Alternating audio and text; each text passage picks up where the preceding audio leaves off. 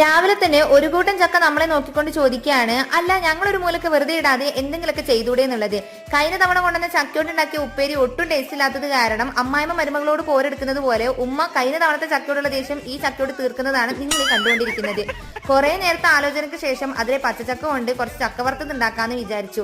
ഞാനും ഉപ്പയും ഉമ്മയും കൂടി കുറെ നേരം കെട്ടിമറിഞ്ഞ് മണിക്കൂറുകളോളം കഷ്ടപ്പെട്ടിട്ടാണ് കണ്ട ആ ചക്ക ഇങ്ങനത്തെ ഒരു പരുവത്തിലാക്കി എടുത്തിട്ടുണ്ടായിരുന്നത്. ക്ഷമ ആട്ടിൻ സോപ്പിന്റെ ഫലം ചെയ്യുന്നതാണല്ലോ. ഇതിനുമാതിരി ആട്ടുംകാട്ടം പരിപാടിയായി പോയി, അത്രേ ഉള്ളൂ. പിന്നെ അതിന്റെ ഈർപ്പൊക്കെ ഒന്ന് പോവാനായിട്ട് നമ്മളിതാ ഒരു തുണിയിൽ ഇങ്ങനതുപോലെ വിരിച്ചിട്ടിട്ടുണ്ട്. എനിക്ക് തോന്നുന്നു ഇതിനേക്കാളും ബെറ്റർ വെയിലത്ത് കുറച്ചു നേരം ഇടലായിരിക്കും. അതാകുമ്പം ഈർപ്പവും പോയി കിട്ടും, ജസ്റ്റ് ഒന്ന് ഉണങ്ങി കിട്ടുകയും ചെയ്യും, നന്നായിട്ട് ഫ്രൈ ചെയ്തെടുക്കാനും പറ്റും.